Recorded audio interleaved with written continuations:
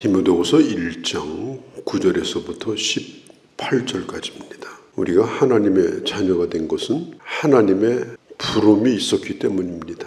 하나님이 불러주지 않았는데 내가 스스로 하나님께 가서 구원받은 사람은 없습니다. 그러면 하나님이 언제 불러주셨느냐?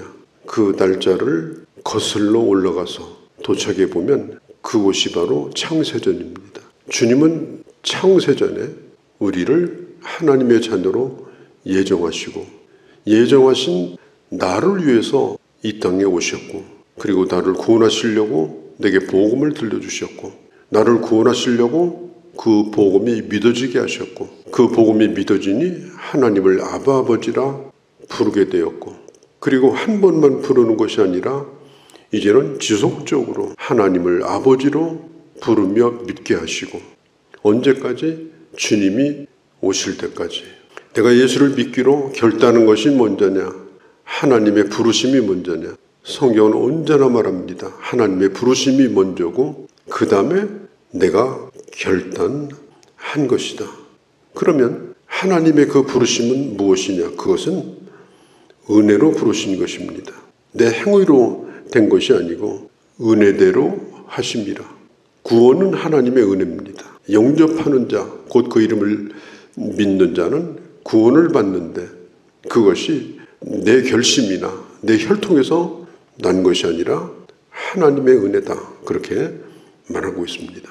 하나님은 우리에게 이 놀라운 일을 계획하시고 이루신 거예요. 사람은 계획을 세웠다가도 계획을 취소할 때가 많습니다. 계획은 좋은데 그 계획을 이룰 수 있는 힘이 없기 때문에 그런 거예요. 내게는 능력의 한계가 있습니다. 그러나 하나님은 하나님의 일을 하는 데 있어서 어떤 방해도 받지 않습니다. 어떤 제한도 받지 않습니다. 그렇기 때문에 하나님의 뜻은 변경되지 않습니다. 이 사람을 하려고 했는데 갑자기 대상이 바뀌었다. 그런 일도 없습니다. 주님은 미리 정하신 자를 위해서 2000년 전에 이 땅에 오셨습니다. 정하신 자를 부르기 위해서 우리에게 복음을 들려주신 거예요. 그렇기 때문에 내가 선택을 받은 자냐 받지 않은 자냐라고 하는 것에 대해서 고민할 필요가 없어요. 왜냐하면 내가 예수 그리스도를 믿는 것이 바로 선택받은 증거입니다. 예수를 아무나 믿는 것이 아니에요. 아무나 믿어지는 게 아니에요. 내 이름을 창세전부터 적어 올려놓고 그리고 나를 부르신 겁니다. 히브리서 3장 1절에 보면 하늘의 부르심을 입은 거룩한 형제. 우리는 누구의 부르심을 받았느냐? 하늘의 부르심을 입은 자예요. 그래서 우리는 사람을 원망하면 안 됩니다. 당신 때문에 내가 여기 와 있다고, 내가 코가 끼었다고, 그건요 정말 어리석은 말이에요. 우리는 하늘의 부르심을 입고 이 땅에 온 자들이고, 그리고 하늘의 부르심을 입고 우리는 예수를 믿은 자들이고, 그리고 우리는 주님에게 돌아갈 자입니다. 선택교리라고 하는 것은 전도할 때 써먹는 교리가 아닙니다. 당신 선택받았나 안 받았나 그런 논쟁거리가 결코 아닙니다. 이미 예수를 믿는 자녀가 내가 하나님의 자녀인 것을 확인하고자 할 때 그 근거가 뭐냐라고 하는 것을 파고 들어갈 때 결국 그것은 하나님의 선택이 거기 있었다고 하는 걸 우리는 인정하지 않을 수가 없는 거예요. 우리가 성경에서 나와 있는 이 분명한 교리를 어떤 교단의 차이라든가 교파의 차이를 드러내기 위해서 비난하고 비판하면 안 돼요. 하나님이 우리를 붙들지 않았으면 우리같이 약한 자들이 오늘 여기 와 있겠습니까? 내가 이제까지 해온 말이나 행동을 근거로 주님이 하셨다면 우리는 벌써 버림받았습니다. 내가 약한 가운데 있을 때 끝까지 붙드시는 하나님이 계시지 않았다면 우리는 결코 견디지 못했을 거예요. 그래서 우리는 내가 예수 믿은 것도 하나님의 거룩한 부르심의 소명이다. 일생토록 예수 믿는 것도 하나님의 거룩하신 소명이다. 그리고 하나님의 교회의 부름을 받아서 공동체에 소속되어서 하나님의 일을 하는 것도 거룩한 하나님의 부르심이다. 나는 예수만 믿고 예배만 드리고 갈 것이다. 그것은요 성경적으로 맞지 않는 얘기입니다. 우리가 살아가고 있는 모든 삶에 모든 사역에 처음부터 끝까지 주님의 부르심 속에서 살아가는 자들이다 하는 걸 잊어버리면 안 돼요. 이 모든 것은 어떻게 해서 이루어진 일이냐?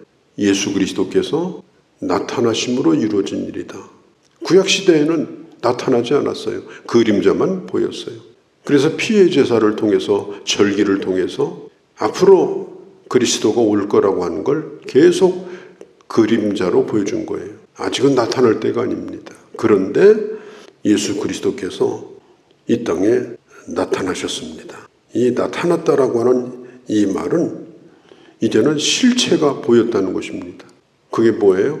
바로 주님이 이 땅에 오신 것입니다.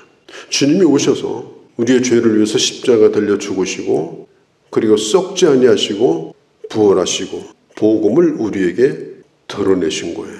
복음은 예수 그리스도가 복음이요, 복음의 내용은 주님의 십자가와 부활이 복음입니다. 그분은 썩지 아니하시고 부활하신 분이에요. 고린도전서 15장에 보면은 55절에서 56절까지 사망에 대해서 나옵니다. 예전에는 사망이 왕노릇했는데 지금은 사망아 너의 쏘는 것이 어디 있느냐. 사망을 향해서 선포합니다. 우리에게 이김을 주시는 예수 그리스도로 말미암아 하나님 앞에 감사한다. 사망을 이기는 길이 뭐예요? 예수 그리스도로 말미암아 사망을 이깁니다. 왜냐? 주님이 썩지 아니하시고 우리에게 영원한 생명을 주셨기 때문입니다. 그게 바로 성경이 말하는 11절의 이 복음입니다. 복음이라고 하는 것은 사회개혁이 아닙니다. 복음이라고 하는 것은 사람들을 편안히 살게 해주는 복지가 아닙니다. 교회는 복지관이 아니에요. 복음이라고 하는 것은 무슨 도덕 선생이 아닙니다. 착하게 살아라. 착하게 살면 분명히 좋은 일이 있을 거다. 아닙니다. 사도 바울은 내가 선포자로, 내가 사도로, 내가 교사로 부름을 받은 것은 이 복음 때문이다. 하나님의 교회에서든 사회에서 어떤 일을 하든지 간에 내가 왜 부름을 받았는가? 나는 입을 열어서 뭘 선포해야 되는가? 나는 왜 여기에 와 있는 건가? 사도라는 말이 뭐예요? 왕의 명령을 받고 가는 사람이 사도예요. 본래 뜻이. 그리고 교사 뭘 가르쳐야 돼요? 분명히 성경은 말합니다. 이 복음을 위하여 라고 말합니다.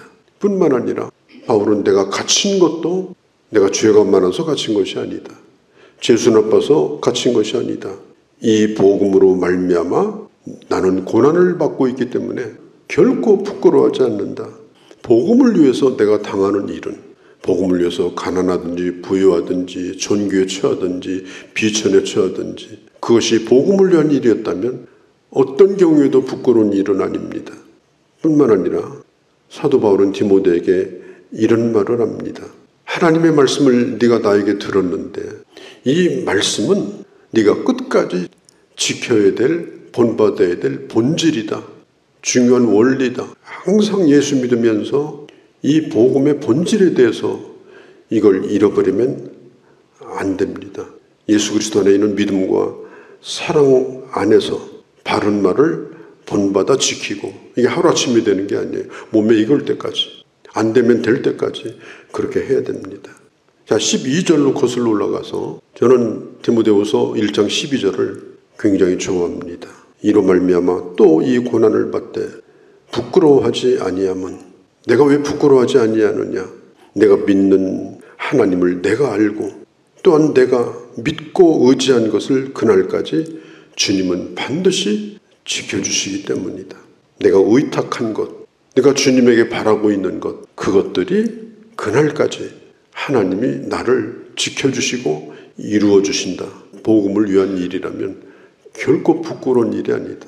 자랑스럽게 살아야 된다. 바울이 그걸 말하고 있습니다. 또 오네시모라고 하는 사람을 위해서 간절히 기도하고 원하건대 하나님께서 그에게 긍휼을 베풀어 주시기를 내가 원한다. 왜 바울이 오네시모를 기억하면서 기도했을까요? 바울을 격려해 준 사람이기 때문에 그렇습니다. 격려를 받는다고 하는 것은 참 귀한 일입니다. 격려를 받으면 힘이 납니다. 격려가 필요하지 않은 사람은 없습니다. 어떤 사람은 목회자는 격려가 필요하지 않다고 생각하고 죽을 때까지 격려에 대해서 인색한 사람이 있어요. 사도 바울이 오네시모에 대해서 얘기하면서 오네시모가 나에게 돈을 많이 주었다. 오네시모가 나에게 먹을 거 많이 사줬다. 아닙니다. 그가 나를 격려해 주었다는 겁니다. 감정적으로 침체되고 하던 일이지만 하고 싶지 않고 하나님의 말씀을 전하러 올라가야 되는데 천근만근이라서 힘이 나지 않을 때 그럴 때가 분명히 있는 겁니다. 사도 바울은 저 에베소에 있는 오네시모로라는 사람이 로마까지 얼마나 거리가 멉니까? 그런데 그 먼 길을 자주 오가면서 바울을 격려해 주었어요. 격려를 받으면 힘이 납니다. 고린도전서 9장에 보면 사도 바울도 이런 얘기를 했어요. 부득불 복음을 전한다면 상이 없거니와 기쁨으로 전한다면 상이 있다. 이 말은 뭐예요? 바울 자신도 부득불 복음 전할 때가 있었다는 거예요. 할 수 없이 사명이니까 늘 기뻐서만 하는 것은 아니라는 거예요. 그래서 사도 바울은 진심으로 이 오네시모로의 가정을 위해서 축복 기도를 했습니다. 그가 나를 격려했으니 하나님, 그가 어렵고 힘들 때에 하나님이 그에게 긍휼을 입혀주옵소서. 바울은 유대인에게 끝까지 배신자였습니다. 자기들의 종교를 배신한 사람, 그 배신자의 낙인을 바울은 죽을 때까지 떼지를 못했습니다. 바울을 좋아하지 않는 사람들이 많이 있었습니다. 그런 사람들의 얘기만 들었다면, 그런 사람들만 따라갔다면 오네시모로는 바울을 가까이 하지 않았을 것입니다. 바울을 해치는 일에 있어서 앞장선 사람들이 사도 바울이 두 사람의 이름을 그냥 밝힙니다. 아무 말도 하지 않습니다. 그건 하나님이 알아서 할 겁니다. 베드로가 가룟 유다에 대해서 얘기할 때 가룟 유다는 주님을 배반했으니까 지옥 갈 거다. 그런 얘기 안 해요. 다 알아서 하실 거예요. 그래서 베드로가 이렇게 말합니다. 그 사람 자기 갈 곳으로 갔고, 사도 바울이 기억한다고 하면 이 부겔로와 호모게네라는 사람을 하나님도 기억할 거예요. 우리는 하나님에게 그런 자로 기억되는 사람이 되면 가장 불행한 것입니다. 우리 주님이 말씀했어요. 선지자를 도우면 선지자의 상금을 받는다. 그게 무슨 뜻이겠습니까? 선지자가 혼자 선지자 노릇합니까? 많은 사람의 격려를 받고 일합니다. 힘들어서 그만두고 싶을 때 말 한마디가 힘이 될 때가 많습니다. 이 두 사람은 그냥 이름만 얘기해요. 뒤에서 그 일을 주동한 두 사람, 이 주동자가 이게 주범이에요. 사람은 어리석어서 그냥 나쁜 일을 따라갈 수도 있지만 나쁜 일을 꾸며가지고 주동하는 사람은 하나님이 기억하시는 거예요. 그게 바로 이 부겔로와 호모게네입니다.